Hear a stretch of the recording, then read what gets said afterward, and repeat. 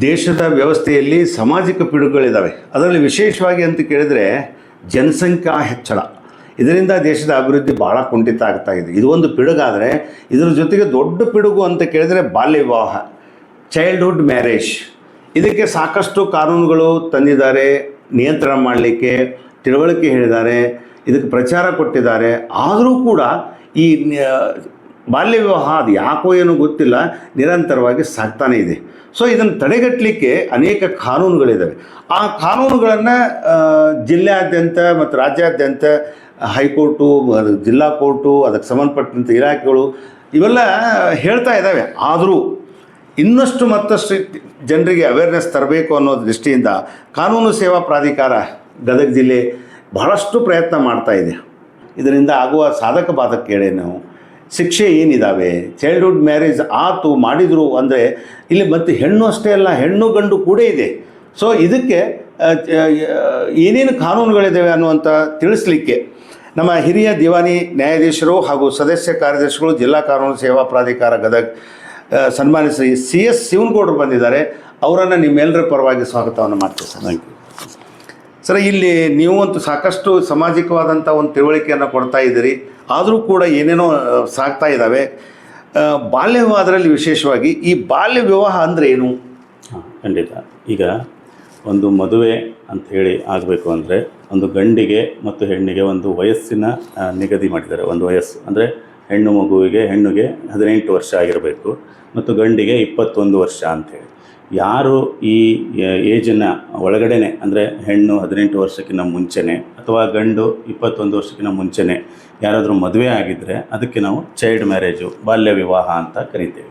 Sir, ಇದಕ್ಕೆ ಕಾರಣ ಏನು ಸರ್? ಇದು ಯಾಕೆ ಮಾಡ್ತಾರೆ ಬಾಲ್ಯ ವಿವಾಹ?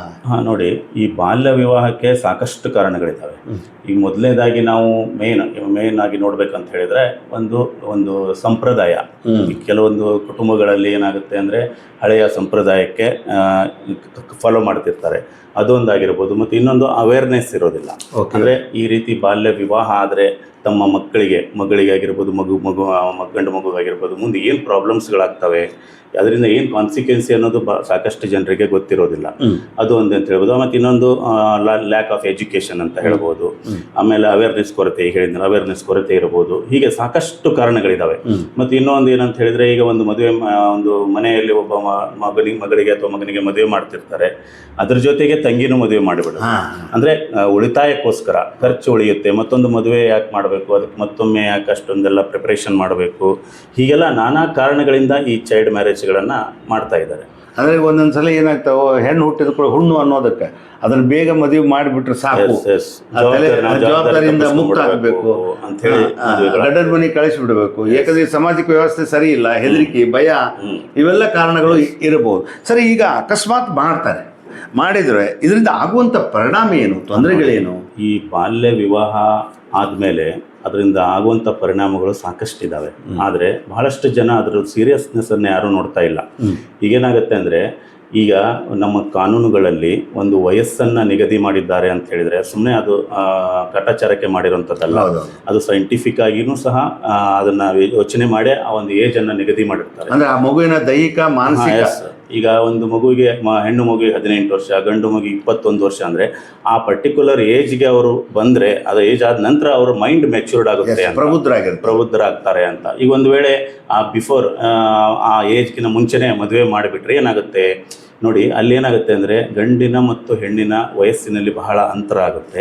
ಅಲ್ಲಿ ಅವರ ನಡುವೆ ಮಿಸ್ಅಂಡರ್ಸ್ಟ್ಯಾಂಡಿಂಗ್ಗಳು ಹೆಚ್ಚಾಗ್ತವೆ, ಕೌಟುಂಬಿಕ ಕಲಹಗಳು ಹೆಚ್ಚಾಗ್ತವೆ, ಮತ್ತು ಯೋಚನೆ ಮಾಡುವಂಥ ಸಾಮರ್ಥ್ಯ ಅವ್ರದ್ದೇ ಬೇರೆ ಆಗಿರುತ್ತೆ, ಇವಂದೇ ಬೇರೆ ಆಗಿರುತ್ತೆ. ಹೀಗಾಗಿ ಸಾಕಷ್ಟು ನ್ಯಾಯಾಲಯದಲ್ಲಿ ನಾವು ಪ್ರಕರಣಗಳನ್ನು ನೋಡ್ತೇವಲ್ಲ, ಅದರಲ್ಲೆಲ್ಲ ಹಿಂಗೆ ಏಜ್ ಡಿಫ್ರೆನ್ಸ್ ಇದ್ದಿದ್ದೇ ಈ ಸಮಸ್ಯೆ, ಈ ರೀತಿ ಕೌಟುಂಬಿಕ ಕಲಹಗಳು ಸಹ ಹೆಚ್ಚಾಗಲಿಕ್ಕೆ ಕಾರಣ ಆಗ್ತವೆ. ಆಮೇಲೆ ಇನ್ನೊಂದು ಮುಖ್ಯವಾಗಿ ಕಾರಣ ಏನಂತ ಹೇಳಿದರೆ, ಈ ಹೆಣ್ಣು ಮಗುಗೆ ನೀವು ಬಿಫೋರ್ 18 ಏನಾದ್ರು ಮ್ಯಾರೇಜ್ ಮಾಡಿದ ಆ ಪರ್ಟಿಕ್ಯುಲರ್ ಏಜಲ್ಲಿ ಅವಳು ಇನ್ನೂ ಓದಬೇಕಾಗಿರುತ್ತೆ. ಅವಳ ಕಾಲ ಮೇಲೆ ಅವಳು ನಿಂತಿರೋದಿಲ್ಲ, ಅವಳು ಇನ್ನೂ ಎಜುಕೇಷನ್ ಮಾಡಬೇಕಾಗಿರುತ್ತೆ, ಅಥವಾ ಯಾವುದೋ ಒಂದು ಜಾಬ್ ಮಾಡಬೇಕಾಗುತ್ತೆ. ಎಲ್ಲವೂ ಸಹ ಅವಳಿಗೆ ಆ ಏಜಲ್ಲಿ ಮದುವೆ ಮಾಡಿದ ತಕ್ಷಣ ನೆಕ್ಸ್ಟ್ ಓದಲಿಕ್ಕೆ ಆಗೋದಿಲ್ಲ. ಯಾಕಂತ ಹೇಳಿದ್ರೆ ಮದುವೆ ಮಾಡಿದ ನಂತರ ಮತ್ತೆ ಸಂಸಾರ ಆಗುತ್ತೆ, ಮಕ್ಕಳು ಆಗುತ್ತವೆ. ಈ ರೀತಿ ಎಲ್ಲ ಸಂಸಾರದಲ್ಲೇ ಮುಳುಗಿ ಹೋಗೋದ್ರಿಂದ ಅವಳ ಎಜುಕೇಷನ್ ಅಲ್ಲಿಗೆ ನಿಲ್ಲುತ್ತೆ. ಮುಂದೆ ಅವಳ ಅವರ ಲೈಫನ್ನೇ ಅವಳ ರೈಟ್ಸನ್ನು ಕರ್ಟೇಲ್ ಮಾಡ್ದಂಗೆ. ಈ ರೀತಿ ಎಲ್ಲ ದುಷ್ಪರಿಣಾಮಗಳು ಸಾಕಷ್ಟು ಈ ಚೈಲ್ಡ್ ಮ್ಯಾರೇಜ್ ಇಂದ ಆಗ್ತಾ ಇದ್ದಾವೆ. ಮತ್ತೆ ಇನ್ನೊಂದು ದೈಹಿಕ ಸ್ಟ್ರಕ್ಚರ್ ಕೂಡ ಇನ್ನೂ ಬಲಿಷ್ಠವಾಗಿ ಅದೇ ಸೈಂಟಿಫಿಕಲಿ ಆಗಿ ಸಹ ಅದನ್ನು ಪ್ರೂವ್ ಆಗಿದೆ. ಗರ್ಭಕೋಶ ಡೆವಲಪ್ ಆಗಿರೋದಿಲ್ಲ. ಈ ರೀತಿ ಎಲ್ಲ ಅಂಗವಿಕಲ ಮಕ್ಕಳು ಚಾನ್ಸಸ್ ಇದೆ, ಏನು ಮಾನಸಿಕ ಮಕ್ಕಳಾಗುವಂತ ಚಾನ್ಸಸ್ ಇದೆ. ಈ ರೀತಿ ಸುಮಾರಷ್ಟು ಪ್ರಾಬ್ಲಮ್ಗಳು ಅವಳಿಗೂ ದೈಹಿಕವಾಗಿ ಆ ಮಗು ಡೆಲಿವರಿ ಅಂದ್ರೆ ಆ ಪ್ರೆಗ್ನೆಂಟ್ ಆದಾಗ ತಡ್ಕೊಳಕ್ ಆಗದಿದ್ರೆ ಅವಳು ಕೂಡ ಸಾಯುವಂತ ಸಂಭವನೂ ಸಾಕಷ್ಟು ಇದಾವೆ. ಮತ್ತೆ ಇವನಿಗೆ ಜವಾಬ್ದಾರಿಗಳಿರಂಗಿಲ್ಲ. 18-21 ವರ್ಷದೊಳಗೆ ಅವನಿಗೆ ಆರ್ಥಿಕ ಸ್ಥಿತಿ, ಸಾಮಾಜಿಕ ಸ್ಥಿತಿ, ಸಂಸಾರಿಕ ಸ್ಥಿತಿ, ಸರ್ಕಾರ ವ್ಯವಸ್ಥೆ, ಸಾರ್ವಜನಿಕ ವ್ಯವಸ್ಥೆ ಇವೇನು ಗೊತ್ತಿರೋದಿಲ್ಲ. ಸೊ ಹುಡುಗಾಟದ ವಯಸ್ಸು. ಹಾಗಾಗಿ ನಾವು ತಂದೆ ತಾಯಿಗಳ ಪೇರೆಂಟ್ಸ್ ಯೋಚನೆ ಮಾಡಬೇಕು. ಒಂದು ಏಜ್ ಅಂತ ಆತು, ಅವರು ಯಾರಿಗೋ ಒಬ್ಬರಿಗೆ ಅವ್ರ ರಿಲೇಟಿವ್ಸ್ ಒಳಗೆ ಮದುವೆ ಮಾಡ್ಬೇಕು ಅನ್ಕೊಂಡಿರ್ಲಿ, ಅದಕ್ಕೊಂದು ಏಜ್ ವರೆಗೂ ವೇಟ್ ಮಾಡೋದು ಬೆಸ್ಟ್ ಅಂತ. ಆಗದೆ ತಮ್ಮ ಮಗಳ ಜೀವನ ತಾವೇ ಅವರು ಹಾಳು ಮಾಡಿದಾಗ ಆಗುತ್ತೆ. ಈಗ ಈ ಬಾಲ್ಯ ವಿವಾಹ ತಡೆಗಟ್ಟೋದು ಹೆಂಗೆ ಅಂತ ನೋಡಿ, ಈಗ ಪ್ರಿವೆನ್ಷನ್ ನಮ್ಮ ಈ ಸೆಂಟ್ರಲ್ ಆ್ಯಕ್ಟೇ ಇದೆ, prevention of child marriage act of 2006 ಅಂತ ಇದೆ. ಅದು ಸೆಂಟ್ರಲ್ ಆ್ಯಕ್ಟು. ಹಾಗಾಗಿ ಆ ಆ್ಯಕ್ಟಲ್ಲಿ ಮೊದಲನೇದಾಗಿ ಈ ಚೈಲ್ಡ್ ಮ್ಯಾರೇಜನ್ನು ತಡೆಗಟ್ಟಲಿಕ್ಕೆ ಈ ಆ್ಯಕ್ಟ್ ಸೆಕ್ಷನ್ 16, ಆ ಆ್ಯಕ್ಟಲ್ಲ ಸೆಕ್ಷನ್ 16 ಕ್ಲಿಯರ್ ಆಗಿ ಹೇಳಲಾಗಿದೆ. ಚೈಲ್ಡ್ ಮ್ಯಾರೇಜ್ ಪ್ರೊಹಿಬಿಷನ್ ಆಫೀಸರ್ಸ್ ಅಂತ ಹೇಳಿ ಪ್ರತಿ ಜಿಲ್ಲೆಯಲ್ಲೂ ಇರ್ತಾರೆ. ಅಂದರೆ ಕೇವಲ ಒಬ್ಬರೇ ಆಫೀಸರ್ಸ್ ಅಲ್ಲ, ಆಲ್ ಸ್ಟೇಕ್ ಹೋಲ್ಡರ್ಸ್ ಡಿಪಾರ್ಟ್ಮೆಂಟ್ಸ್ ಏನಿರ್ತವೆ ಅದರಲ್ಲಿನ ಎಲ್ಲ ಅಧಿಕಾರಿಗಳು ಸಹ ಅವರೊಂದು ಮೆಂಬರ್ಸ್ ಇರ್ತಾರೆ ಆ ಕಮಿಟಿಗೆ. ಜಿಲ್ಲಾಧಿಕಾರಿಗಳ ನೇತೃತ್ವದಲ್ಲಿ ಒಂದು ಸಮಿತಿ ಇದೆ. ಅದು ಆ ಚೈಲ್ಡ್ ಏನು ಪ್ರೊಹಿಬಿಷನ್ ಆಫೀಸರ್ಸ್ ಇರ್ತಾರೆ, ಅವರು ಎಲ್ಲ ಕಡೆ ಎಲ್ಲಿ ಅವ್ರಿಗೆ ಇನ್ಫಾರ್ಮೇಷನ್ ಬರುತ್ತೋ, ಎಲ್ಲಿ ಚೈಲ್ಡ್ ಮ್ಯಾರೇಜ್ ಆಗ್ತಾ ಇರುತ್ತೆ ಅಂತ ಅವ್ರಿಗೆ ಇನ್ಫಾರ್ಮೇಷನನ್ನು ಯಾರಾದರೂ ಹೇಳಿದರೆ ಅವ್ರು ತಕ್ಷಣವೇ ಹೋಗಿ ಅವರಿಗೆ, ಆ ಕುಟುಂಬಕ್ಕೆ ಯಾರು ಫ್ಯಾಮಿಲಿ ಪೇರೆಂಟ್ಸ್ ಇರ್ತಾರೆ ಅವರಿಗೆ ಅವ್ರು ಕನ್ವಿನ್ಸ್ ಮಾಡ್ತಾರೆ. ಈ ರೀತಿ ಮಾಡೋದ್ರಿಂದ ಪ್ರಾಬ್ಲಮ್ ಆಗುತ್ತೆ, ಈಗ ನಾನೇನು ಹೇಳಿದ್ನಲ್ಲ, ಈಗೇನು ಕಾನ್ಸಿಕ್ವೆನ್ಸ್ ಏನೇನಾಗುತ್ತೆ ಅದನ್ನೆಲ್ಲ ಅವ್ರಿಗೆ ತಿಳಿ ಹೇಳಬೇಕು. ಹಾಗಾಗಿ ಅದನ್ನು ತಡೆಗಟ್ಬೋದು. ಮತ್ತು ಕೇವಲ ಏನು ಆಫೀಸರ್ಸ್ ಅಷ್ಟೇ ಇದ್ದಾರೆ ಅಂತ ಕೂತ್ಕೊಳ್ಳೋದಲ್ಲ, ಇದು ಈ ಸಮಾಜದ ಮೇಲೆ ಜವಾಬ್ದಾರಿ ಇದೆ. ಈ ಸಮಾಜದ ಪ್ರತಿಯೊಬ್ಬ ವ್ಯಕ್ತಿಗೂ ಸಹ ಆ ರೀತಿ ಏನಾದರೂ ಚೈಲ್ಡ್ ಮ್ಯಾರೇಜ್ ಆಗ್ತಾ ಇರೋದು ಕಂಡು ಬಂದರೆ ಅವರು ಸಹ ಸಂಬಂಧಪಟ್ಟ ಇಲಾಖೆಗಳಿಗೆ ಇನ್ಫಾರ್ಮ್ ಮಾಡಿದರೆ ಅದನ್ನು ತಡೆಗಟ್ಟಬಹುದು. ಓಕೆ, ಸಹಾಯವಾಣಿ ಏನಿದಾವ? ಎಸ್ ಇದೆ, ಸಹಾಯವಾಣಿ ಇದೆ. ಈಗ ನಾ ಹೇಳಿದ್ನಲ್ಲ, ಈಗ ನೀವು ಇದೇ ಒಂದೇ ಇಲಾಖೆ ಅಂತಲ್ಲ, ಈಗ ನಮ್ಮದು ಇದು ಮಹಿಳಾ ಮತ್ತು ಮಕ್ಕಳ ಅಭಿವೃದ್ಧಿ ಇಲಾಖೆ ಇರ್ಬೋದು, ಪೊಲೀಸ್ ಇಲಾಖೆ ಇರ್ಬೋದು, ಅಥವಾ ಈ ಚಿಲ್ಡ್ರನ್ಸ್ ರೈಟ್ಸ್ ಪ್ರೊಟೆಕ್ಷನ್ ಆಫೀಸರ್ಸ್ ಅವ್ರು ಇರ್ಬೋದು, ಮಹಿಳಾ ರಕ್ಷಣಾ ಇರ್ಬೋದು. ಈ ರೀತಿ ಎಲ್ಲ ಆಫೀಸರ್ಸು ಅದರಲ್ಲಿ ಮೆಂಬರ್ಸ್ ಇದ್ದಾರೆ. ಅವರಿಗೆ ನೀವು ಇನ್ಫಾರ್ಮೇಶನ್ ಮಾಡಬೇಕು. ಮಾಡಿದಾಗ ಅವರು ಕಾರ್ಯಪ್ರವೃತ್ತರಾಗಿ ಅಲ್ಲಿ ಹೋಗಿ ಆ ಫ್ಯಾಮಿಲಿಗೆ ತಿಳಿ ಹೇಳಿ ಅದನ್ನ ತಡೆಗಟ್ಟಬಹುದು. ಮತ್ತು ಯಾರು ಈಗ ನೋಡಿ, ಸಾರ್ವಜನಿಕರಿಗೂ ಸಹ ಅದ್ರ ಮೇಲೆ ಜವಾಬ್ದಾರಿ ಇದೆ. ಕೇವಲ ನಾವು ಬರೀ ಕಾನೂನುಗಳಂತ ಹೋದ್ರೆ ಆಗೋದಿಲ್ಲ, ಸಾಮಾಜಿಕ ಬದ್ಧತೆ ಇರಬೇಕು. ಈಗ ಪಕ್ಕದ ಮನೇಲಿ ಆಗ್ತಾ ಇದೆ ಅಂದ್ರೆ ಇವ್ರಿಗೆ ಇನ್ಫಾರ್ಮೇಶನ್ ಇರುತ್ತೆ. ಹಾಗಾದ್ರೆ ಒಂದು ಮ್ಯಾರೇಜ್ ಅಂತ ಹೇಳಿ ಇಮಿಡಿಯೇಟ್ ಆಗುವಂಥದ್ದು, ಅದಕ್ಕೆಲ್ಲ ಪ್ರಿಪರೇಷನ್ ಬೇಕಾಗುತ್ತೆ. ಆ ಪ್ರಿಪರೇಷನ್ ಇವ್ರಿಗೆ ಗೊತ್ತಾದಾಗ ಸಂಬಂಧಪಟ್ಟ ಇಲಾಖೆ ಅವ್ರಿಗೆ ಹೇಳಬೇಕು. ಆಗಿ ಸಂಬಂಧಪಟ್ಟ ಇಲಾಖೆ ಹೋಗಿ ಅವ್ರ ಜೊತೆ ಜಗಳ ಮಾಡಬೇಕು ಅಂತಲ್ಲ, ಅವರಿಗೆ ಅವೇರ್ನೆಸ್ ಇರೋದಿಲ್ಲ, ಕನ್ವಿನ್ಸ್ ಮಾಡಬೇಕು ಪೇರೆಂಟ್ಸ್ಗೆ. ನೋಡಿ, ನಿಮ್ಮ ಮಗಳಿಗೆ ಈ ರೀತಿ ನೀವು ಈಗ ಚೈಲ್ಡ್ ಮ್ಯಾರೇಜ್ ಮಾಡಿದ್ರೆ ನಿಮ್ಮ ಮಗಳ ಭವಿಷ್ಯ ಹಾಳಾಗುತ್ತೆ ಅನ್ನೋದನ್ನ ಕನ್ವಿನ್ಸ್ ಮಾಡಿದ್ರೆ, ಎಷ್ಟೋ ಪ್ರಕರಣಗಳಲ್ಲಿ ಆ ರೀತಿ ಕನ್ವಿನ್ಸ್ ಮಾಡಿದಾಗ ಚೈಲ್ಡ್ ಮ್ಯಾರೇಜ್ಗಳನ್ನ ಪ್ರೊಟೆಕ್ಟ್ ಮಾಡಿದ್ದು ಇದೆ. ಈ ರೀತಿ ಎಲ್ಲ ವ್ಯವಸ್ಥೆ ಇದೆ. ಹಾಗಾಗಿ ದಯವಿಟ್ಟು ಸಮಾಜದಲ್ಲಿ ನಾನು ಜನರಿಗೆ ಹೇಳೋದೇನಂತ ಹೇಳಿದರೆ, ಯಾರೂ ಸಹ, ಯಾಕಂದರೆ ಇಲ್ಲಿ ಯಾವ ಒಂದು ಬೇರೆ ಏನು ಪ್ರಶ್ನೆ ಇಲ್ಲ, ಒಂದು ಮಗುವಿನ ಭವಿಷ್ಯದ ಪ್ರಶ್ನೆ ಆಗಿರೋದ್ರಿಂದ ಯಾರಿಗೆ ಅದು ಗಮನಕ್ಕೆ ಬರುತ್ತೋ ಅಂಥವ್ರಿಗೆ ಫ್ಯಾಮಿಲಿಗೆ ತಿಳಿ ಹೇಳಿ ಈ ರೀತಿ ಮಾಡಬೇಡಿ ಅಂತೇಳಿ. ಕೆಲವರು ಅನಕ್ಷರಸ್ಥರಿಂದ ಆಗ್ತಾ ಇರ್ತಾವೆ, ಅನ್ಎಜುಕೇಟೆಡ್ ಇರ್ತಾರೆ, ಅವ್ರಿಗೆ ಗೊತ್ತಿರೋದಿಲ್ಲ, ಕಾನೂನು ಗೊತ್ತಿಲ್ಲ, ಇನ್ನೊಂದು ಗೊತ್ತಿಲ್ಲ, ಆಮೇಲೆ ಅವರು ಡೇಟ್ ಆಫ್ ಬರ್ತು ಗೊತ್ತಿರೋದಿಲ್ಲ. ಸೊ ಅಂಥವ್ರಿಗೆ ಅವ್ರು ನೋಡಿದ್ರೆ ಡಾಕ್ಟರ್ ಬಂದು ಹಲ್ಲು ನೋಡ್ತಾರೆ, ಅವ್ರು ಚೆಕ್ ಮಾಡ್ತಾರೆ, ಫಿಸಿಕ್ 18 ಮೇಲೆ ಇಲ್ಲ ಅನ್ನೋದು ಗೊತ್ತಾದಾಗ ಅವರು ಅದನ್ನು ತಡಿಬಹುದು. ಸೊ ಈಗ ಅನಕ್ಷರಸ್ಥರನ್ನು ಕೂಡ ನೀವು ಸಂರಕ್ಷಣೆ ಮಾಡ್ಲಿಕ್ಕೆ ಸಾಧ್ಯತೆ ಇದೆ ಅಂತ. ಹೌದು.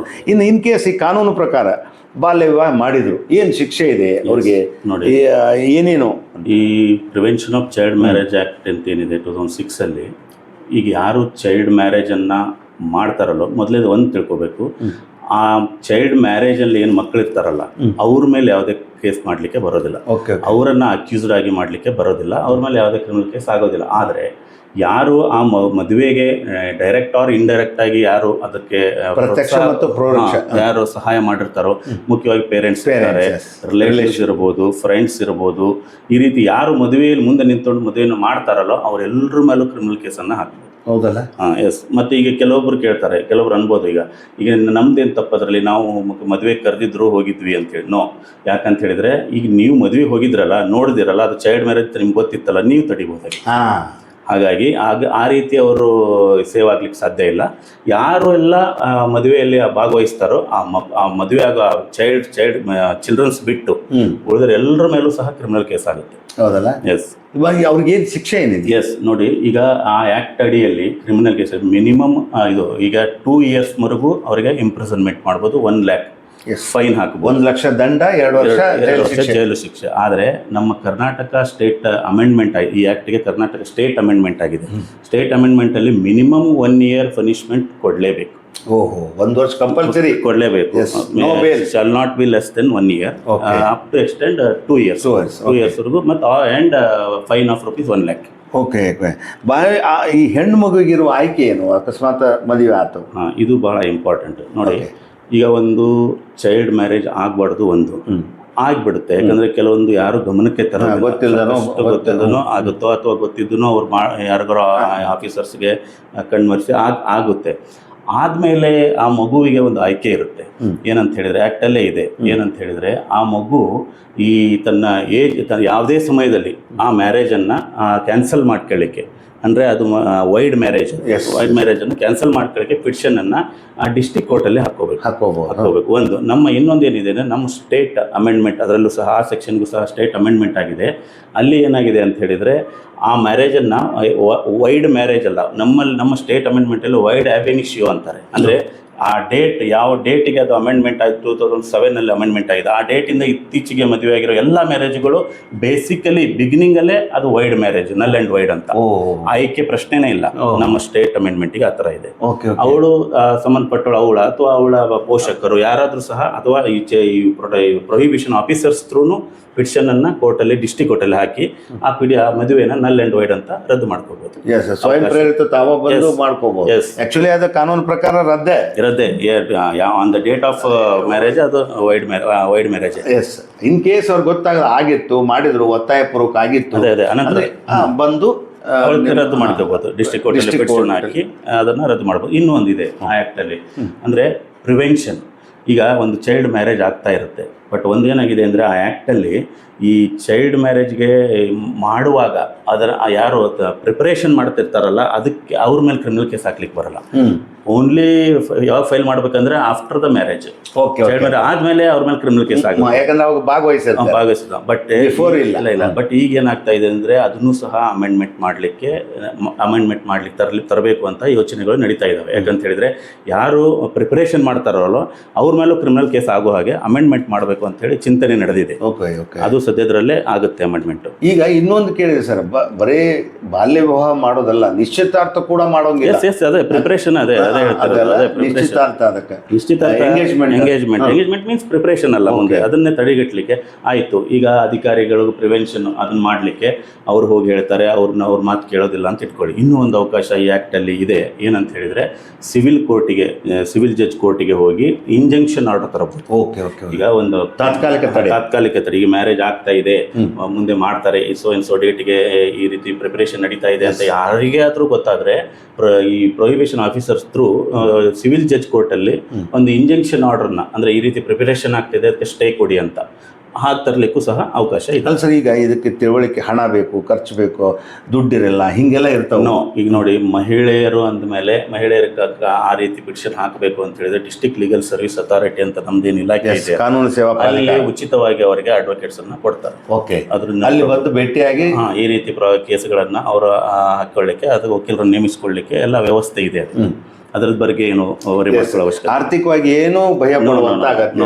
ಸರ್ಕಾರದ ವಕೀಲರು ಇರ್ತಾರೆ, ನಿಮ್ಮ ಕಾನೂನು ಸೇವಾ ಪ್ರಾಧಿಕಾರದ ಮೂಲಕ ನಿಮ್ಮನ್ನು ಭೇಟಿ ಆದರೆ ಅವರು ಅದಕ್ಕೇನು ಬೇಕು ಸಂಬಂಧಪಟ್ಟ ಎಲ್ಲ ವ್ಯವಸ್ಥೆ ಮಾಡಿ ಅವರು ಪಿಟಿಷನ್ ಹಾಕಿ ರದ್ದು ಮಾಡಬೇಕು ಅಥವಾ ಇಂಜೆಕ್ಷನ್ ಆರ್ಡರ್ ತಗೊಳ್ಳಿಕ್ಕೆ ಅವಕಾಶ ಇದೆ. ಮತ್ತು ಇನ್ನೂ ಒಂದಿದೆ, ಈ ಡಿಸ್ಟ್ರಿಕ್ಟ್ ಕೋರ್ಟಲ್ಲಿ ನಾವು ಏನು ಹೇಳಿದ್ವಲ್ಲ, ಈಗ ರದ್ದು ಮಾಡ್ಲಿಕ್ಕೆ ಹಾಕಿದಾಗ ಆ ಮ್ಯಾರೇಜನ್ನು ರದ್ದು ಮಾಡೋದಷ್ಟೇ ಅಲ್ಲದೆ ಆ ಕೋರ್ಟ್ಗೆ, ಡಿಸ್ಟ್ರಿಕ್ಟ್ ಕೋರ್ಟ್ಗೆ ಇರೋ ಪವರ್ಸ್ ಏನಂತ ಹೇಳಿದರೆ, ಅವಳಿಗೆ ಅವಳು ಮತ್ತೊಂದು ಮದುವೆ ಆಗೋವರೆಗೂ, ಅಂದರೆ ಏಜ್ ಆದಮೇಲೆ ಮತ್ತೊಂದು ಮದುವೆ ಆಗೋವರೆಗೂ ಮೇಂಟೆನೆನ್ಸ್ ಕೊಡಲಿಕ್ಕೂ ಸಹ ಆರ್ಡರ್ ಮಾಡ್ಬೋದು. ಯಾರಿಗೆ? ಹಸ್ಬೆಂಡ್ಗೆ, ಅವ್ರ ಆತ ಮೈನರ್ ಇದ್ದ ಅಂತ ಹೇಳಿದ್ರೆ ಅವ್ರ ಫ್ಯಾಮಿಲಿಗೆ, ಅವ್ರ ಫ್ಯಾಮಿಲಿ ಪೇರೆಂಟ್ಸ್ ಇರ್ತಾರಲ್ಲ, ಈ ಹೆಣ್ಣು ಮಗುವಿಗೆ ಅವಳು ಏಜ್ ಆಗಿ ಮತ್ತೊಂದು ಮದುವೆ ಆಗೋವರೆಗೂ ಮೇಂಟೆನೆನ್ಸ್ ಕೊಡ್ಲಿಕ್ಕೂ ಮತ್ತು ಅವಳಿಗೆ ರೆಸಿಡೆನ್ಸಿಗೂ ವ್ಯವಸ್ಥೆ ಮಾಡಲಿಕ್ಕೂ ಸಹ ಕೋರ್ಟು ಆರ್ಡರ್ ಮಾಡ್ಬೋದು. ಈಗ ಸಾಹೇಬ್ರು, ಒಂದು ಸಣ್ಣದು ಏನಂದ್ರೆ, ಬಾಲ್ಯ ವಿವಾಹ ಅಂದ್ರೆ ಬರೀ ನಾವು ಹಿಂದೂಗಳದ ಅಷ್ಟೇನೋ, ಮುಸ್ಲಿಂ, ಕ್ರಿಶ್ಚಿಯನ್ ಆಲ್ ಅಲ್ಲ ಈ ನೋ ರಿಲೀಜನ್. ರಿಲಿಜನ್ ಈಗ ಏಜ್ ಒಂದು ಲಿಮಿಟ್ ಅಂತ ಇರುತ್ತೆ. ಆ ಏಜ್ ಅನ್ನು ಯಾರು ಉಲ್ಲಂಘನೆ ಮಾಡ್ತಾರೆ, ಬೇರೆ ಬೇರೆ ಕಮ್ಯುನಿಟಿಗೆ ಬೇರೆ ಬೇರೆ ಏಜ್ ಅನ್ನ ಆ ಆಕ್ಟ್ ಅಲ್ಲಿ, ಈಗ ಮೊಹಮ್ಮಡನ್ಸ್ಗೆ ಮೊಹಮ್ಮಡನ್ ಲಾ ಅಪ್ಲೈ ಆಗುತ್ತೆ, ಈ ಕ್ರಿಶ್ಚಿಯನ್ಸ್ ಲಾ ಅಪ್ಲೈ ಆಗುತ್ತೆ. ಅಲ್ಲೆಲ್ಲಿ ಏನ್ ಫಿಕ್ಸ್ ಮಾಡಿದಾರೋ ಅದ್ರ ಒಳಗಡೆ ಮಾಡಿದ್ರೆ ಚೈಲ್ಡ್ ಮ್ಯಾರೇಜ್. ಈಗ ಟೋಟಲಿ 21-18 ಏನಿಲ್ಲ, ಇಲ್ಲ ನೋಡಿ ಬೇರೆ ಬೇರೆ ರಿಲಿಜನ್ ಬೇರೆ ಬೇರೆ ಇದೆ. ಈಗ ಮುಸ್ಲಿಮ್ಸ್ಗೆ ಬಿಲೋ 15 ಇಯರ್ಸ್ ಅಂತ ಏನೋ ಒಂದು ಇದೆ ಏಜ್ ಇದೆ ಮೊಹಮ್ಮಡನ್ಸ್ ಲಾಗೆ. ಈ ರೀತಿ ಮಗುವಿನ ಭವಿಷ್ಯದ ಬಗ್ಗೆ ಮಾತ್ರ ಇಲ್ಲಿ ಯೋಚನೆ ಮಾಡೋದು. ಎಸ್ ಸರ್, ಕೊನೆಯದಾಗಿ ನಮ್ಮ ನೋಡಿ ಈಗ ವೀಕ್ಷಕರಿಗೆ ನಾನು ಈ ಚೈಲ್ಡ್ ಮ್ಯಾರೇಜ್ ಬಗ್ಗೆನೇ ಈ ಸಬ್ಜೆಕ್ಟನ್ನು ನೀವು ಆಯ್ಕೆ ಮಾಡ್ಕೊಂಡಿರೋದು ಸರಿ, ಅದಕ್ಕೊಂದು ಕಾಕತಾಳಿ ಏನೋ ಗೊತ್ತಿಲ್ಲ.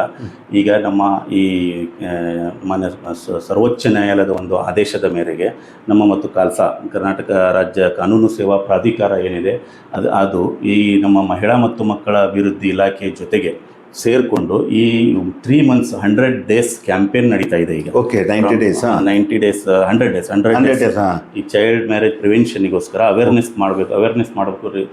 ದೇಶದಾದ್ಯಂತ ಈ 100 days ಚೈಲ್ಡ್ ಮ್ಯಾರೇಜ್ ಇದ್ದು ಒಂದು ಅವೇರ್ನೆಸ್ ಕ್ಯಾಂಪೇನ್ ನಡೀತಾ ಇದೆ. ಅಂದರೆ ನಮ್ಮ ಡಿಸ್ಟ್ರಿಕ್ಟ್ ಲೀಗಲ್ ಸರ್ವಿಸ್ ಅಥಾರಿಟಿ ಮತ್ತು ಮಹಿಳಾ ಮತ್ತು ಮಕ್ಕಳ ಅಭಿವೃದ್ಧಿ ಇಲಾಖೆ ಇರ್ಬೋದು ಮತ್ತು ಈ ಎಜುಕೇಷನ್ ಡಿಪಾರ್ಟ್ಮೆಂಟ್ ಎಲ್ಲರ ಒಂದು ಸಹಯೋಗದಲ್ಲಿ ನಾವು ಏನು ಮಾಡ್ತಾ ಇದ್ದೀವಿ, ಈ ಕ್ಯಾಂಪೇನ್ ಈಗಾಗಲೇ ಪ್ರಾರಂಭ December 1 ಸ್ಟಾರ್ಟ್ ಆಗಿದೆ. ಈಗ ನಾವು January 18th ಇದ್ದೇವೆ. ಈಗ ಇನ್ನೂ 1 month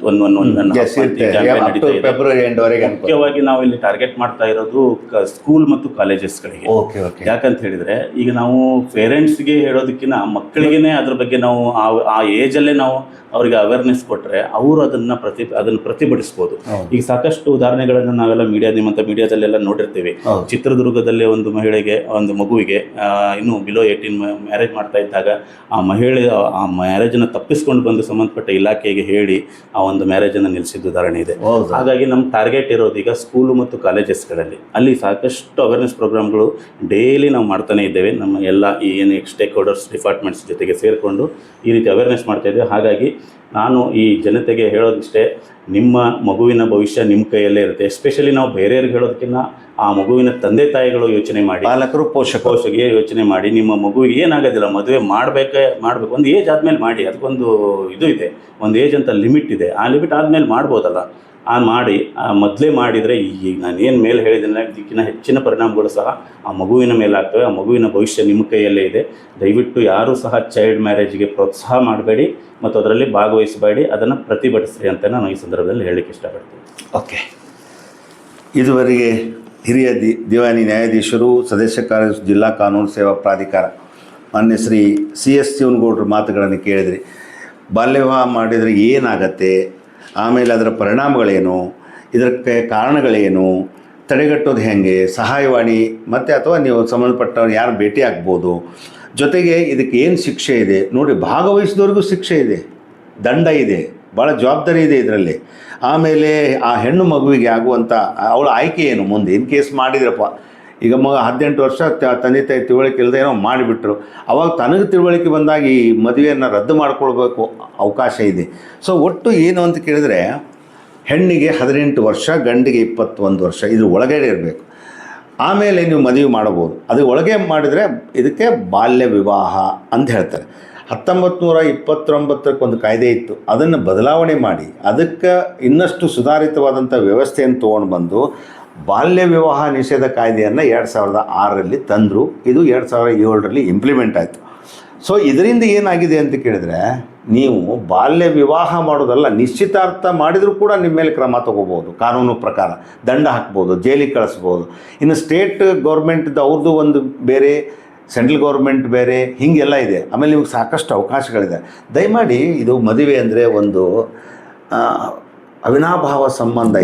ಇದು 2 ಹೃದಯಗಳ ಮಿಲನ ಸಂಬಂಧ. ಇದು ಆ 2 ಹೃದಯಗಳ ಬಂಧನವನ್ನು ನೀವು ಮಾಡಬೇಕಾದ್ರೆ ಬಲಿಷ್ಠವಾಗಿರಬೇಕು ಆ ಹೃದಯಗಳು. ಈಗ ಮಡಿಕೆಯನ್ನು ಮಾಡ್ತೀರಿ ನೀವು, ಆ ಮಡಿಕೆ ಹಸಿದಿದ್ದಾಗನೇ ನೀವು ಅದರ ಮೇಲೆ ಕಾಲಿಟ್ಟರೆ ಏನಾಗುತ್ತೆ? ಮುಗಿದೋಗುತ್ತೆ.